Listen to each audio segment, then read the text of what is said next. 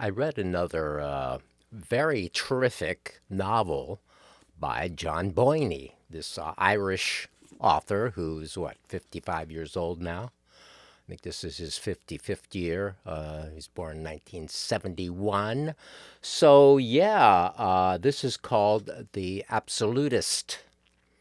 And it takes place during the First World War in England, and it involves a young man named Kristen who joins up, gets involved with the war, and we go to the camp, the training camp, and he meets a another young man there named Will, and they become friends, and that's sort of the crux of the main part of the story. But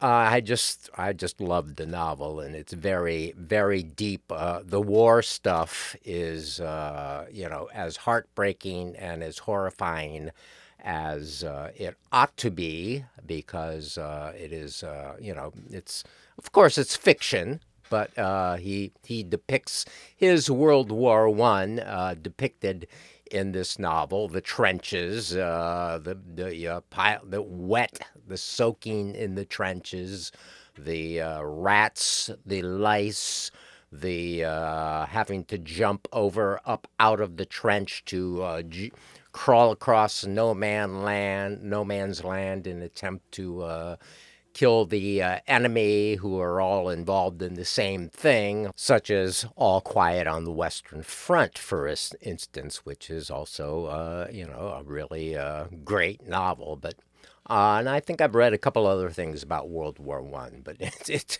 World War I. Not that any other war is any particularly better, but I guess I haven't read as many things about other wars. But World War I, with the trenches and nothing really happening, and it's just a horror show. And so what goes on is we have, Tristan is 17 years old when he signs up, and he signs up to get away basically from his family, and his dad, when he says goodbye to his dad, says, well, the best thing that happened would be if the Germans kill you. And the reason for that is that he has disgraced the family, and he has disgraced his community. He's been kicked out of his school. He has lost his best friend, his best childhood friend, and he is alienated by his dad is a butcher, and Sadler is their last name.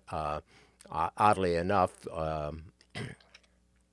there was another Sadler that probably Boyne you wouldn't be aware of, that was the Battle of the Green Berets guy in my time during the Vietnam War. There was a famous song, the Ballad of the Green Berets, this jingoistic pro-war, pro-Green Beret song. He has this shame that is brought on to him is because he's kind of developed a real love for Peter, his best childhood friend here. And Peter is starting to kind of be more friends with Sylvia, this new girl who's moved into the neighborhood.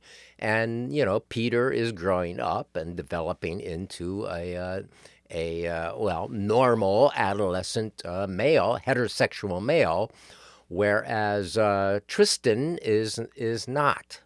Tristan is not heterosexual. Tristan is interested in same-sex things, and so he, in a scene, something goes on between him and Peter, and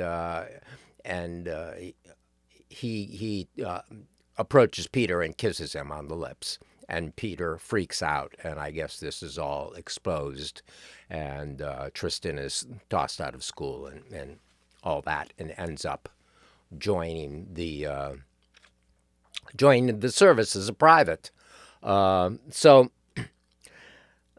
this is sort of a theme throughout the book here of Tristan's desire for love, and Tristan is a full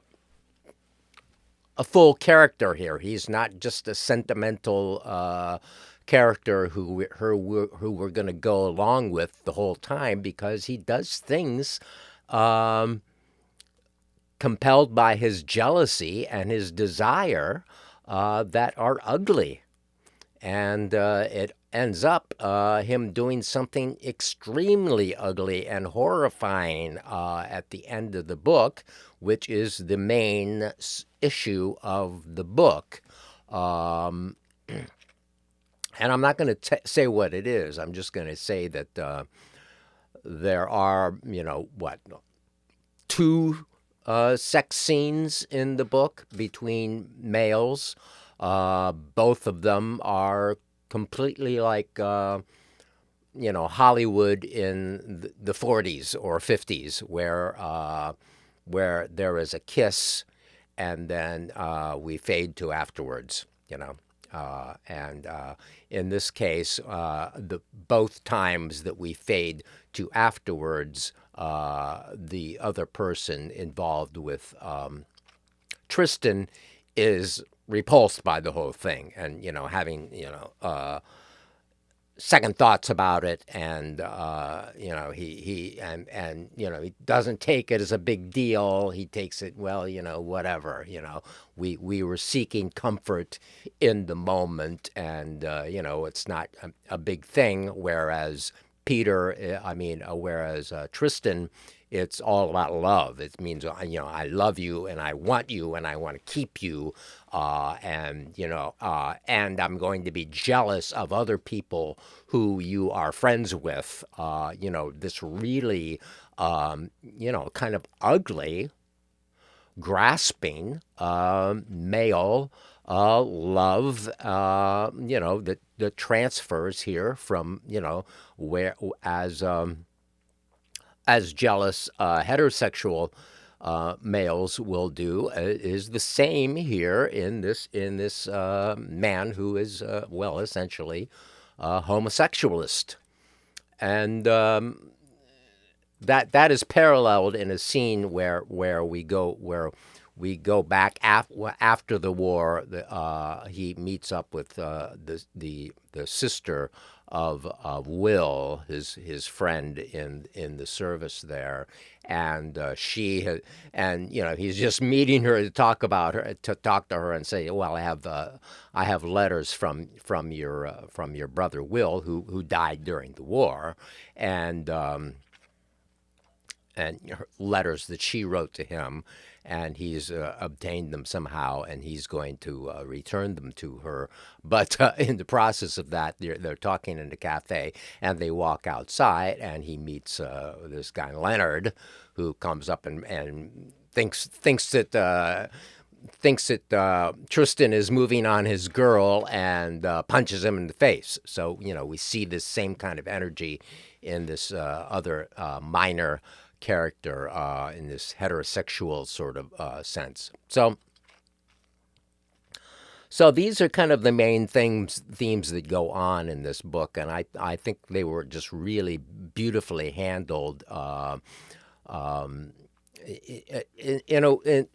And these are similar things that I was talking about when I talked about the Cosmopolitans, whatever, last month, a few books back, where there's also this kind of same sort of homosexual character who really wants to have a partner and really is jealous of others and is kind of brutal about the whole thing.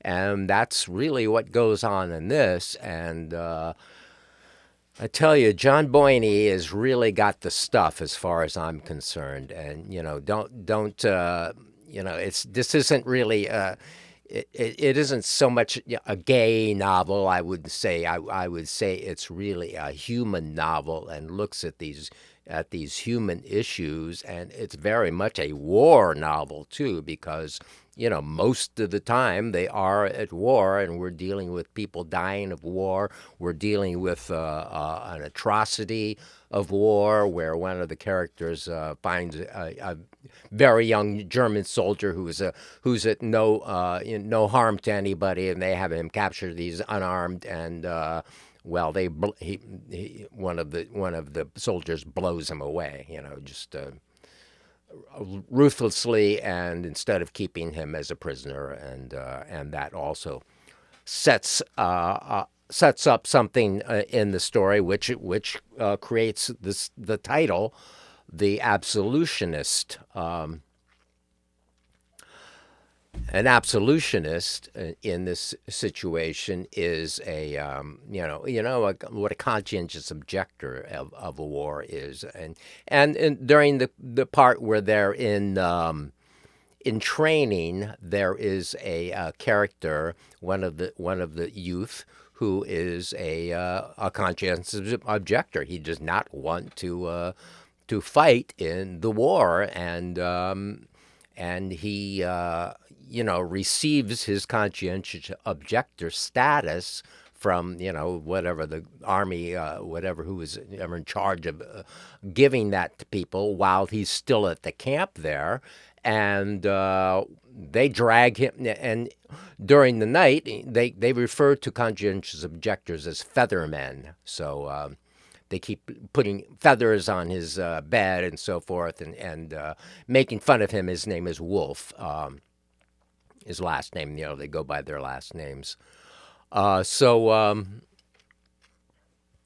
there's a part of that early on where they drag him out of the camp there at night, and he gets murdered. And the thing is about Tristan is he's always he kind of just goes with the flow in all these things. There's other atrocity that goes on later, and this thing with Wolf being taken out and murdered, whereas it really affects Will in a serious way, as it should, So and Will is like, well, doesn't understand why Tristan, just sort of goes along. And it ends up that Tristan's just kind of a coward. As much as he wants so much love, and he is willing to do so much, to yearn for this, and it's always just, it doesn't just never works. So it is a deeply moving novel, and just very, very well done. And I just think John Boyne is. I think I've read 3 of his novels now already, and they're all in a list. I have a separate playlist of John Boyne books, and I tell you, he's got the stuff. And this was. I haven't read the most famous one, The Boy with the Striped Pajamas, about something about the Holocaust, and it seems more like a YA novel, and I'm particularly not really interested in reading it, so I might not read it, as I'm going to read the other novels of John Boyne, like this one. An Absolutist. What going on with the thing about the conscientious objectors. The Absolutist is a conscientious objector is still put into the war, or put into some kind of function. Wolf has some sort of clerical skills or something, so he's not going to have to, the conscientious objector we meet in the camp situation, training camp. He's not going to have to go into the war.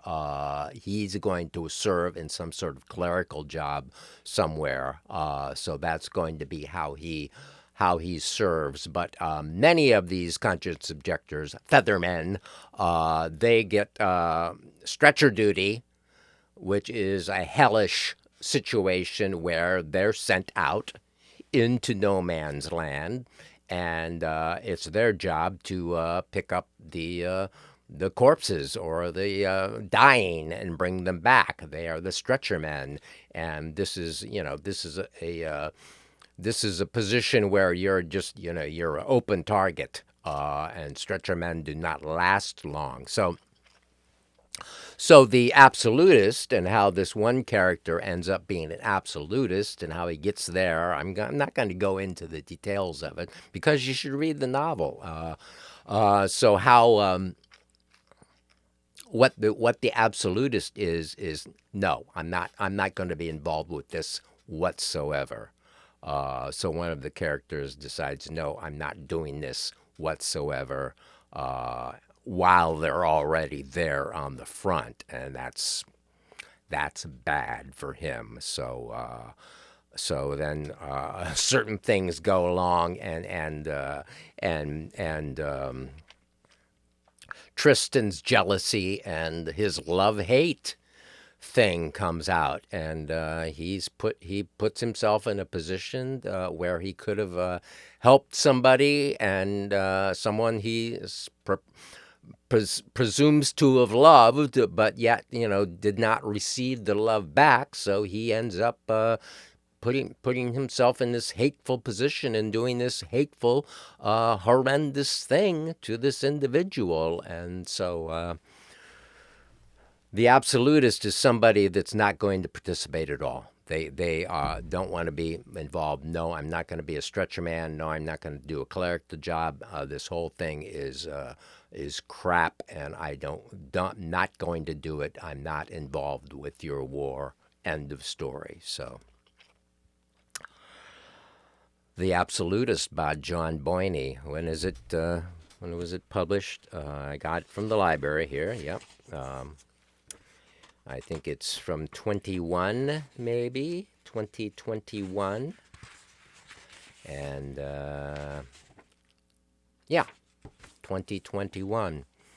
And yeah, it goes into these scenes after the war where he's meeting up with the sister of Will, and then we see then it has a sort of coda at the end where Tristan has become a great novelist, actually, and is being honored at the end, and he has no relationships all through his life after these horrible things that go on in his youth. So I think that's where I'll leave you with The Absolutist, and thank you for watching.